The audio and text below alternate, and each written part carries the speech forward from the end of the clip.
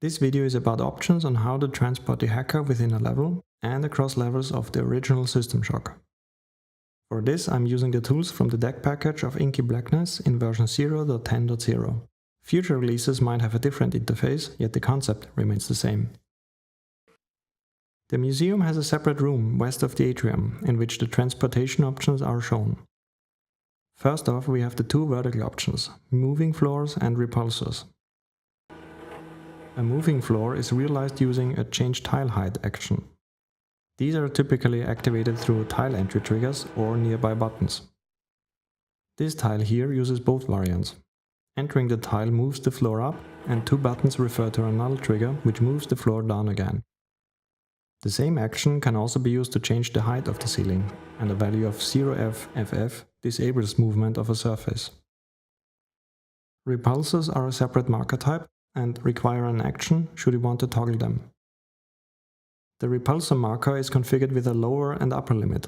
An upper limit of 0 means endless repulsion. The action toggles the effect, as well as the floor and ceiling textures. Any repulsor light in the tile is changed automatically.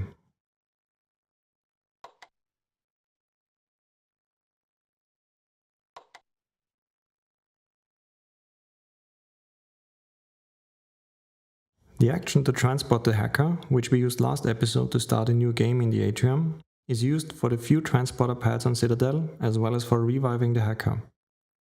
The action performs the transport seamless. Additional effects are shown because of extra actions, triggered at the same time. The revival process is shown because of the execution of a player death watch trigger, and the red static for the transporter pad is from yet another action, shown with the second pad. The transport action also allows for cross-level transport. This is used in Citadel to revive the hacker on level 6 upon death on the groves.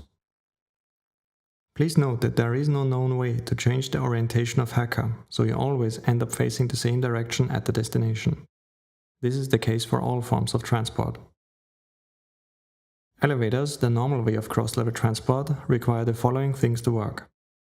An elevator panel in every connected level.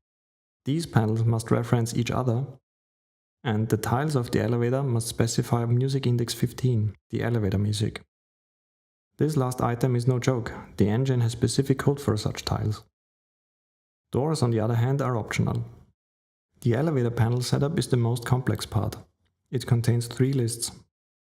A list of levels that the elevator shaft connects, a list of levels that the elevator can actually move to, and a list of elevator panel item IDs from the connected levels. For the 2 elevator shaft lists, the editor allows modification by first selecting the index and then setting the value. The index is the level identifier, and the value is either 0 for not connected or 1 for is connected. The third list, which references all the panels through their identifier, goes from the lowest accessible level to the highest one. This list has a maximum size of 6. Although you could allow the elevator shaft to connect more than 6 levels, only up to 6 can be accessible. In this example, the elevator shaft connects levels 0, 1 and 3 and allows travel between levels 1 and 3.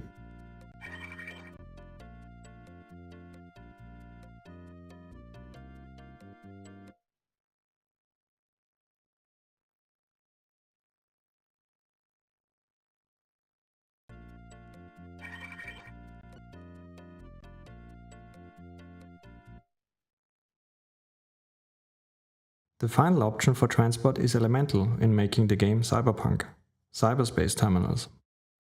Cyberspace terminals are panel-level objects and essentially a physical representation of a transport action, similar in configuration and effect. Though for now these terminals are offline, because I haven't explained cyberspace yet. To summarize, vertical transport is done through moving floor actions, as well as repulsor markers. Instant transport is done through the transport action, which also allows for cross-level transfer. Elevators require some elaborate configuration, and cyberspace terminals are something I wish we had nowadays. Always keep a backup of your files, and don't forget to salt the fries.